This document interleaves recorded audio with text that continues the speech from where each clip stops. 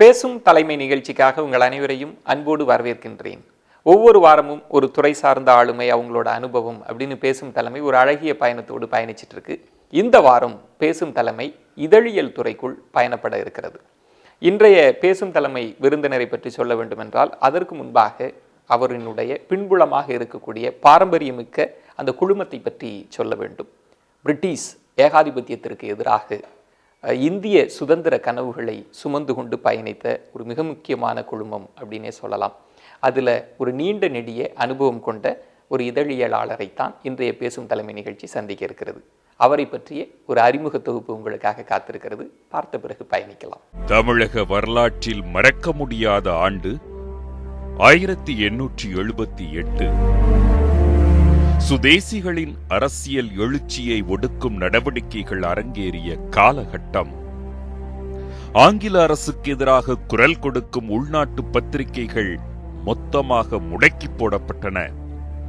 இம்மாதிரியான ஆங்கில அரசின் அடக்குமுறைகளுக்கு எதிராக 6 இளம் தமிழர்களால் தொடங்கப்பட்ட ஆங்கில பத்திரிகைதான் தி ஹிந்து நாளிதழ். காலத்திற்கேற்ப ரசனைகள் மாறுபட்டாலும் வாசகனின் வாசிப்பின் தரத்தை குறைத்து விடாமலும் தான் கட்டி எழுப்பியிருக்கும் மதிப்பீடுகளை குலைத்து விடாமலும் இதழியல் உலகில் பயணிக்கிறது தி ஹிந்து இதழ். பாரம்பரியமிக்க ஹிந்து நாளேட்டின் இணை தொகுப்பாசிரியராக 1977ஆம் ஆண்டு தனது பணி வாழ்வை தொடங்கினார் நரசிம்மன் ராம் அவர்கள். 1984ஆம் ஆண்டு ஃப்ரண்ட்லைன் வார இதழ் துவக்கப்பட்ட போதிலிருந்து அதனுடன் இணைந்து பணியாற்றினார் இந்த மூத்த இதழின் முன்னோடி. அவரது இடதுசாரி நோக்கிற்காகவும் தமிழ் ஈழத்திற்கு எதிரான நிலைப்பாட்டிற்காகவும் இவர் விமர்சிக்கப்பட்டாலும் இதழியல் உலகில் ஒரு தனிபெரும் மனிதராக அறியப்படுகிறார். 135 ஆண்டு கால அனுபவங்களை சுமந்து கொண்டிருக்கும் தி ஹிந்து நாளேட்டின் பயணம் குறித்தும், தமிழ் சூழலில் தமிழ் ஹிந்து நாளேட்டின் எதிர்கால திட்டங்கள் குறித்தும் மனம் திறக்கிறார் இன்றைய நம் பேசும் தலைமையில். என்ன நேயர்களே, மூத்த இதழின் முன்னோடி இந்து குழுமத்தினுடைய தலைவர் திரு என் ராம் அவர்களைத்தான் இன்றைய பேசும் தலைமை நிகழ்ச்சி சந்திக்க இருக்கிறது. இவருடைய இதழியல் அனுபவத்திலிருந்து இன்றைய பேசும் தலைமை நிகழ்ச்சி என்பது ஒரு அரை நூற்றாண்டு கால இந்தியாவினுடைய அரசியல் அதிர்வுகளை இந்திய சமூகம் இதழியல் நோக்கி எப்படி நகர்ந்தது என்பது குறித்தெல்லாம் பேச இருக்கிறோம். பேசலாம் நேயர்களே. வணக்கம் சார். வணக்கம். ஒரு நீண்ட நெடிய இதழியல் துறையில் அனுபவம் கொண்டவங்களை சந்திக்கிறதுல ரொம்ப மகிழ்ச்சி சார். ஒரு அரை நூற்றாண்டு கால இந்திய அரசியல் வரலாறு எப்படி பயணிச்சிச்சு அப்படின்றத கூட பேசும் தலைமை உங்கள் மூலமாக தெரிஞ்சுக்கணும் சார். ஆரம்பத்தில் ஒரு இதழியல் பின்புலம் கொண்ட குடும்பத்திலிருந்து வந்தீங்க. சின்ன வயசில் உங்களுக்கு வேற ஏதாவது செஞ்சு பார்க்கலாம் அப்படின்னு ஏதாவது ஆசை இருந்ததுங்களா? அநேகமாக ஒரு எழுத்துத்துறையில் பத்திரிகை துறையில் தான் வரணும்னு ஒரு நோக்கம் இருந்தது, ஆர்வமாக இருந்தது. அப்போது அதுதான் எக்ஸ்பெக்டேஷன் கூட ஃபேமிலியில். ஆனால் வேறு துறையில் போகிறத யாரும் தடுத்துருக்க மாட்டாங்க. ஒரு லிபரல் அவுட்லுக் உள்ள குடும்பத்தில் தான் நான் பிறந்தேன். அதாவது எம்ஏ பிரசிடென்சி காலேஜில் முடிச்சுட்டு நான் இங்கே ஹிந்துவில் ஒரு பிகினிங் அந்த பத்திரிகை துறையுடைய பேசிக்ஸை கற்றுக்கலான்னு சொல்லி ஒரு ப்ராக்டிக்கல் இதில் போயிட்டு இருந்தேன். அப்புறம் இந்த Columbia university graduate school of ஜேர்னலிசத்தில் எனக்கு அட்மிஷன் கிடைச்சிது. அன்றைக்கி அநேகமாக இந்தியாவில் ஒன்லி 1 or 2 people போயிருக்காங்க அதுக்கு முன்னால். நான் one of the early students அங்கே எம்எஸ் படிக்க அது 1 வருஷ ப்ரோக்ராம். அதனால் அந்த டைமில் அதை முடித்த உடனே நான் 1968, 67, 68 ஏர்லி 68 முடிச்சுட்டு, அதாவது பிஹெச்டி ப்ரோக்ராம் எடுக்கலாமா இல்லை திரும்ப வேண்டுமான்னு ஒரு பிரச்சனை, ஒரு கேள்வி ஏற்பட்டது சீரியஸாக எனக்கு. அந்த டைமில் தான் ஒரு டவுட் வந்தது, இதில் வரலாமான்னு. ஏன்னா ஒரு அரசியல், ஒரு முற்போக்கான அரசியல், லெஃப்ட் இடதுசாரி அரசியலில் போகலாம்னு ஒரு ஸ்ட்ராங் ஏர்ஜ் எனக்கு இருந்தது.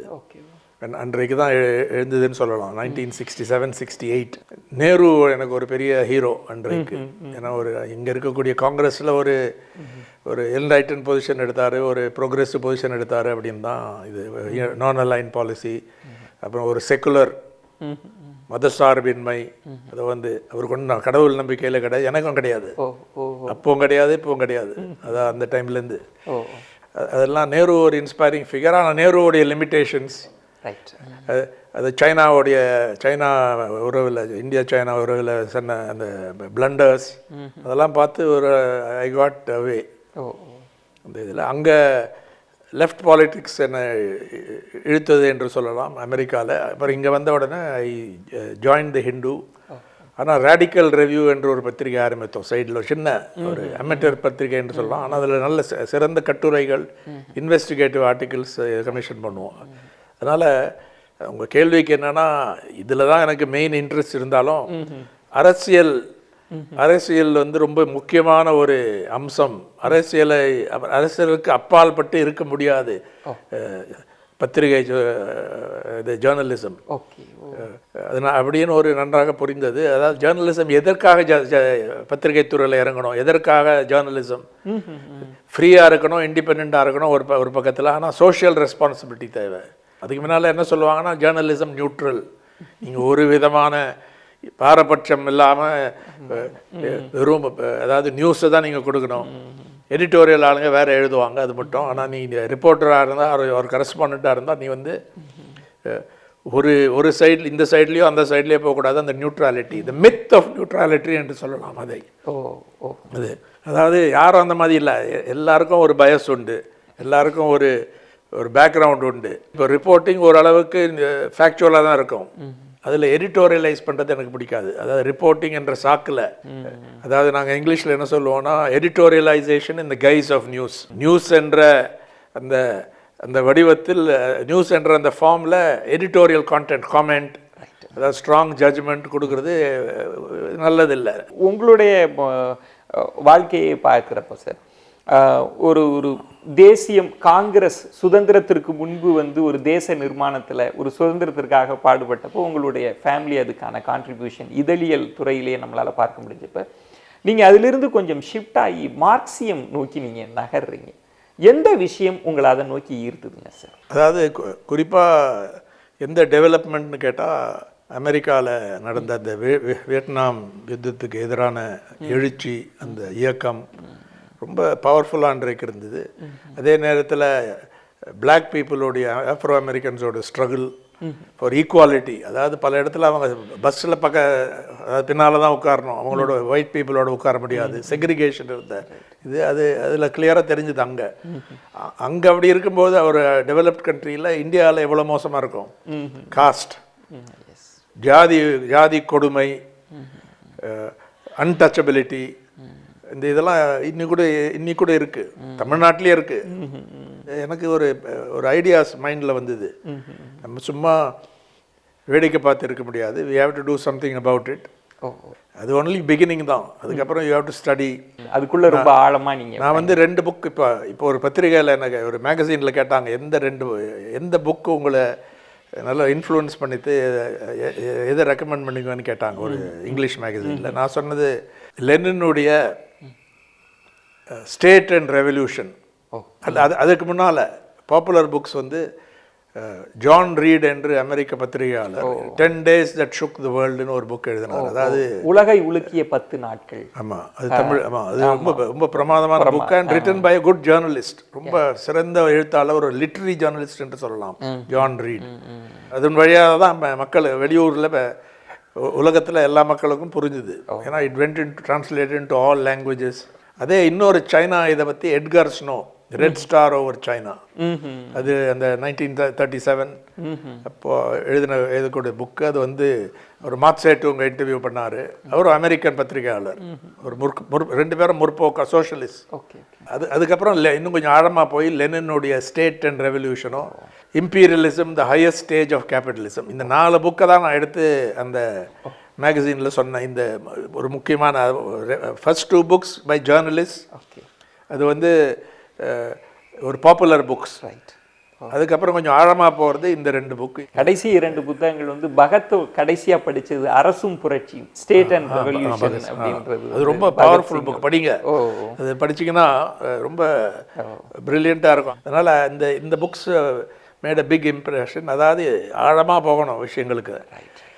அது ஒரு புதிய பார்வை என்று தான் சொல்லலாம். அது வெளிநாட்டு அனுபவங்களோடு இங்கே வந்து ஒரு எஸ்எஃப்ஐயில் வந்து நீங்கள் அது உள்ளுக்கு ஒரு ஆக்டிவாக நீங்கள் போகிறீங்க. அதுவும் உங்களுடைய வாழ்க்கையில் பார்க்குறப்ப இந்து குழுமத்துக்குள்ளேயே ஒரு ஊழியர்களுக்குள்ள ஒரு பிரச்சனை இருக்கிறப்ப நீங்கள் ஊழியர் பக்கம்தான் இன்னும் ஒரு தன்மையை ஃபேமிலியில் அதை எப்படி பார்த்தாங்க? பொதுவாக அந்த காலகட்டத்தில் இந்த மாதிரி ரொம்ப ஆக்டிவாக போகிறத வந்து விரும்ப மாட்டாங்கல்ல, எப்படி உங்கள் ஃபேமிலி எடுத்துக்கிட்டாங்க சார்? இல்லை, ஓரளவுக்கு அரசியலில் ஈடுபட்டிருக்காங்க அதுக்கு முன்னாலேயே, அந்த மாதிரி ஃபேமிலி இது. ஆனால் இந்த மாதிரி யாரும் போனதில்லை அதில். அதனால் அவங்களுக்கு சில பிரச்சனைகள் இருந்தது. அதனால் நான் ஹிந்துவிலேருந்து வெளியில் கூட வந்துட்டேன் அந்த பீரியடில். ஆஃப்டர் தட் நானாகவே, யாரும் என்னை வந்து சாக் பண்ணல, இது நானாகவே அது வெளியில் வந்துட்டேன். ஏன்னா எனக்கு அது தவறாப்பட்டது. நான் ஒர்க்கர்ஸோட தான் அந்த ஐடென்டிஃபை பண்ணேன். அப்புறம் லேட்டரான அந்த பிரச்சனை சால்வ் ஆச்சு. இதில் நான் 1977 திருப்பியும் ஃபுல் டைம் வந்தது. அதனால் ஃபேமிலியில் இருந்தாலும் நான் ஃபேமிலியில் இதில் தான் இருந்தேன். ஓரளவுக்கு லிபரல். நம்ம இன்னும் நிறைய விஷயங்கள் உங்கள் லைஃப்பில் இருந்து நீங்கள் ஒரு இதழியலாளராக உள்ளுக்கு வருகிற போது அதில் செய்த மாற்றங்கள் என்ன? நீங்கள் எப்படி ஒரு பத்திரிகையாளராக ரொம்ப வைப்ரண்ட்டாக இதுக்குள்ளே நீங்கள் செயல்பட்டீங்க அப்படின்றதெல்லாம் ஒரு பிரேக்குக்கு அப்புறம் நான் தெரிஞ்சுக்கிறேன் சார். மூத்த இதழின் முன்னோடி இந்து குழுமத்தினுடைய தலைவர் திரு என் ராம் அவர்களோடு தான் பேசும் தலைமை பயணிச்சிட்டு இருக்கு. இந்த பயணம் என்பது நான் மீண்டும் சொன்னது மாதிரி ஒரு சமகால ஒரு அரை நூற்றாண்டு கால இந்திய சரித்திரத்தை கொஞ்சம் நம்ம பின்னோக்கி பயணிப்பதை போல தான் நம்ம பயணிச்சிட்டு இருக்கோம். தொடர்ந்து பேசலாம். ஒரு சிறிய விளம்பர இடைவேளைக்கு பிறகு பொறுத்திருங்கள்.